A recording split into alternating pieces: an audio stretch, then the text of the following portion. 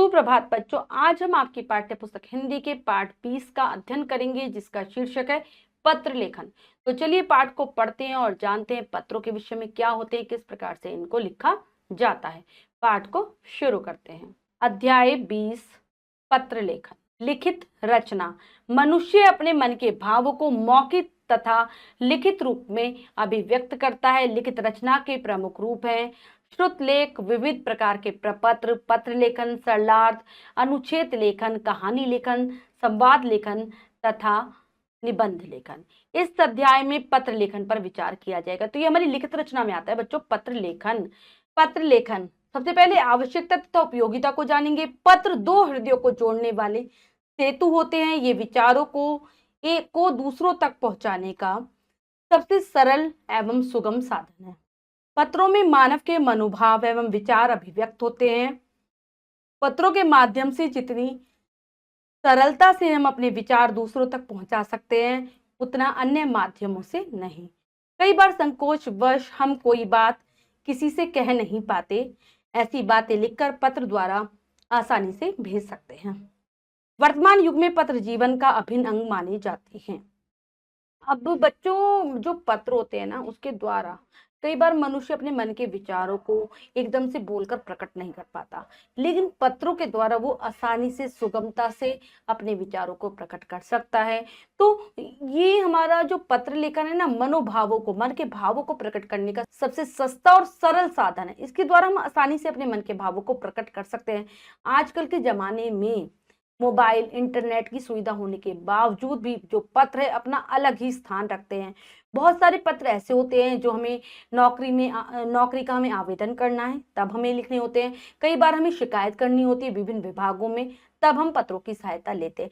इसके अलावा प्रार्थना पत्र, जो कि बहुत ही ज्यादा विशेष महत्व रखता है। जैसे कि आप जैसे बच्चे हैं, ठीक है, आपको विद्यालय से कई बार अवकाश लेना होता है या कुछ भी आपको जो प्रिंसिपल यानी कि आपके प्रधानाचार्य जी से कहना होता है, तब आप प्रार्थना पत्र के माध्यम से अपनी बात उन तक पहुंचा सकते हैं। अब हम पढ़ेंगे पत्रों के प्रकार। प्रमुख रूप से पत्र 4 प्रकार के होते हैं। पहला है प्रार्थना पत्र। इनमें अवकाश की आवश्यकता, शिकायत तथा नौकरी के लिए आवेदन प्रमुख विषय होते हैं।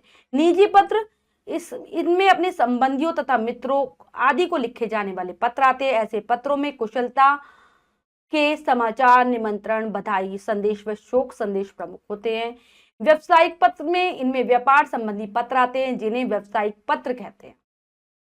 सरकारी पत्र, इसके अंतर्गत एक व्यक्ति से सरकार को, एक विभाग से दूसरे विभाग को तथा शासन द्वारा व्यक्ति को लिखे गए पत्र आते हैं। पत्र लिखते समय ध्यान रखने योग्य आवश्यक बातें। जब भी हम पत्र लेखन का कार्य करें तो हमें कुछ बातों का बच्चों ध्यान रखना होता है, जो है सरलता। पत्र की भाषा सरल, स्वाभाविक तथा स्पष्ट होनी चाहिए।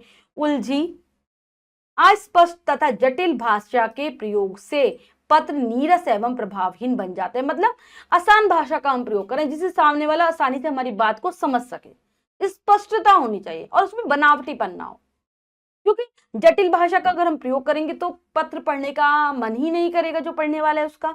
स्पष्टता पत्र में अगली चीज हमें जो ध्यान रखनी होती है वो है स्पष्टता। पत्र में अर्थ या आशय की स्पष्टता होनी चाहिए जिससे पत्र पढ़ने वाला पत्र लिखे जाने का आशय जान सके। मतलब ये हमारी समझ पर आधारित होना चाहिए। मतलब सामने वाले को जो हम बात कह रहे हैं वो भी समझ पाए, स्पष्टता हो। फिर है संक्षिप्तता। पत्र बहुत ही आवश्यक बातें सार रूप में लिखी जानी चाहिए। पत्र का विस्तार बड़ा होने से पढ़ने वाला घुटन तथा उदासी अनुभव करने लगता है। तो मुख्य मुख्य बातों को लिखे, हम ज्यादा विस्तार ना दें। फिर है मौलिकता। पत्र में परंपरागत घिसे पिटे वाक्यों से पृथक नए शब्दों तथा वाक्यों का समावेश करना चाहिए।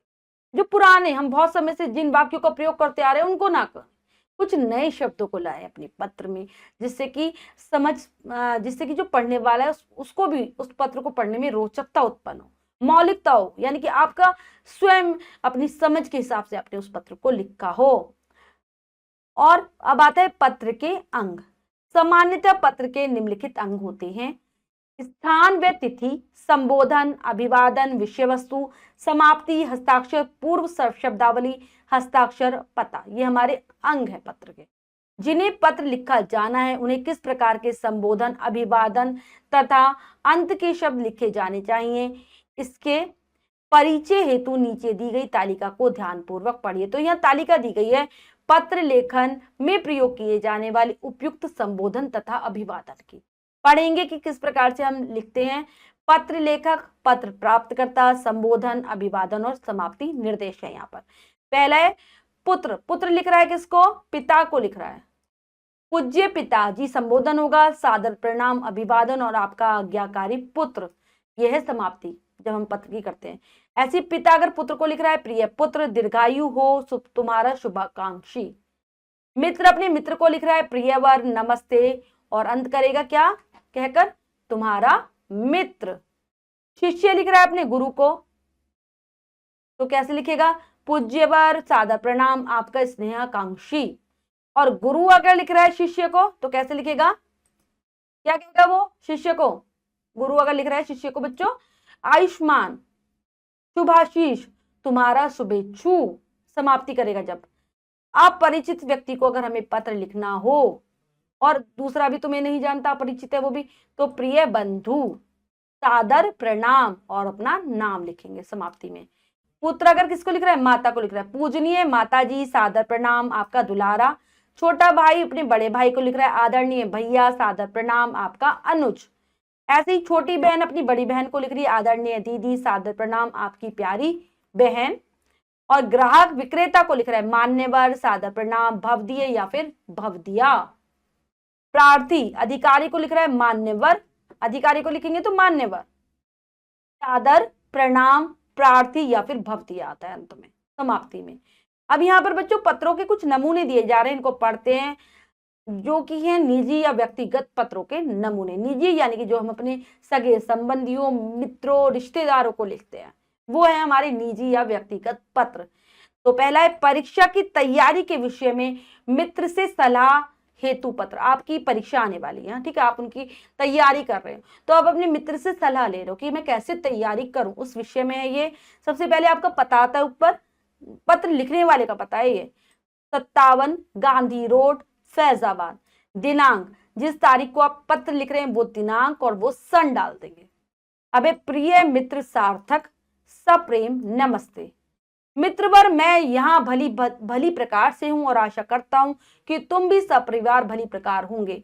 मुझे यह जानकर बड़ी प्रसन्नता हुई कि तुमने गत वार्षिक परीक्षा 90% अंकों से उत्तीर्ण करके विद्यालय में एक नया रिकॉर्ड स्थापित किया था।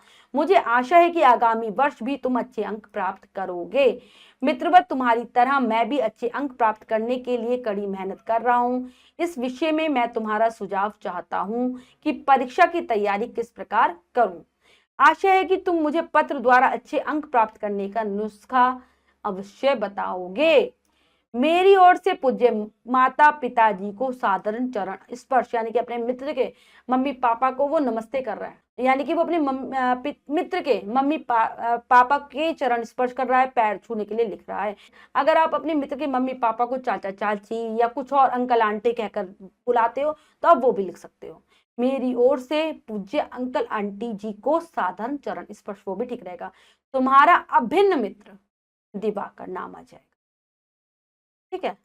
अब ऐसे ही है, पिताजी को मनी ऑर्डर से रुपए भेजने हेतु पत्र। आपको पैसों की आवश्यकता है और आप अपने पिताजी से मंगा रहे हैं।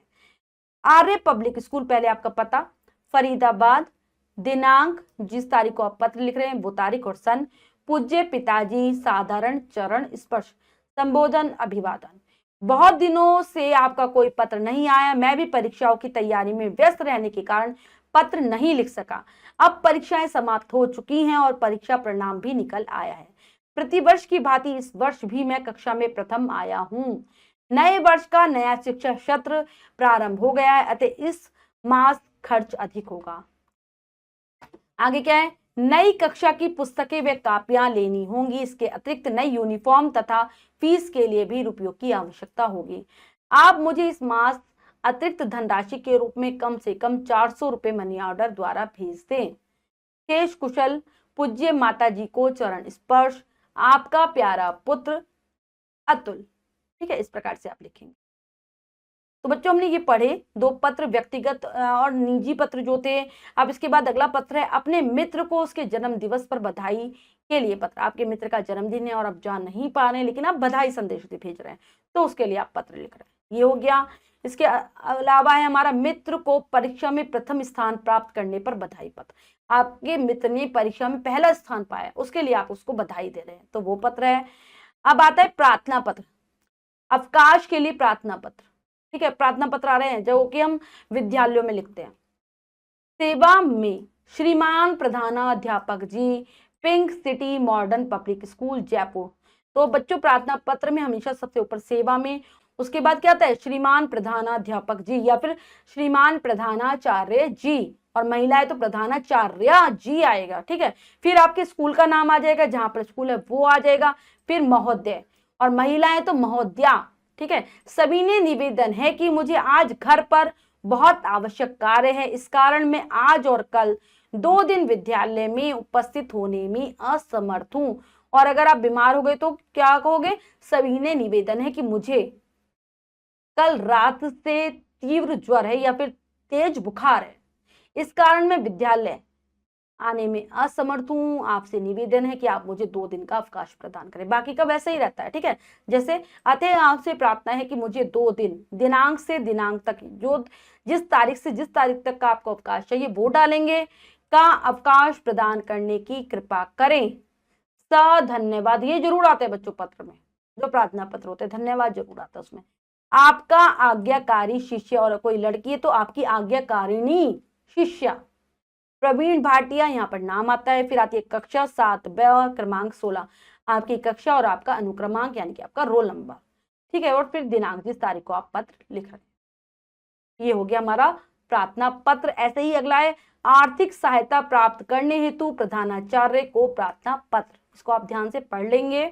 बच्चों हमने अच्छे से पत्रों के बारे में जाना कि किस प्रकार से पत्र लेखन का कार्य किया जाता है, किस प्रकार से पत्रों को लिखा जाता है। कभी भी पत्र में हमें अनावश्यक बातें नहीं लिखनी होती। ठीक है, सही से, संक्षिप्त तरीके से, और जितना मतलब हमें जरूरत है अपनी बात बताने की, उतनी ही बात हम पत्रों में बताते हैं। आशा करती हूँ ये पत्र लेखन का कार्य आप अच्छे से सीख गए होंगे। अब आप अभ्यास कार्य जरूर करेंगे।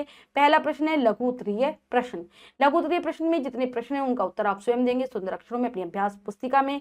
और दीर्घ उत्तरीय प्रश्न में बच्चों यहाँ पर कुछ पत्रों के विषय दिए गए, इन पर आपको पत्र लेखन करना है।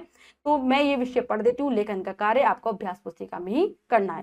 पहला है अपने बड़े भाई को पत्र लिखकर बताइए कि आपने ग्रीष्मावकाश में क्या किया, यानी कि गर्मियों की छुट्टियों में आपने क्या किया। आप अपने बड़े भाई को बता रहे हैं, आपके बड़े भाई कहीं बाहर रहते हैं।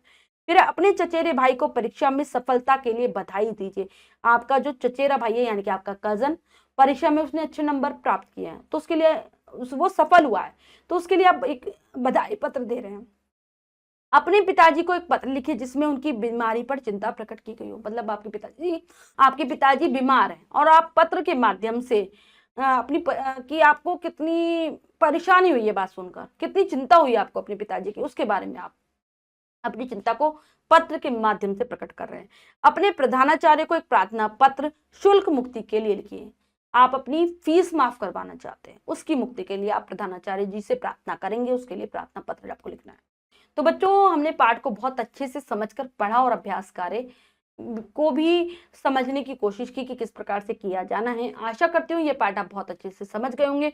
पाठ को फिर से जरूर पढ़ेंगे। मिलते हैं अगली कक्षा में नए पाठ के साथ। तब तक के लिए स्वस्थ रहिए, प्रसन्न रहिए। धन्यवाद।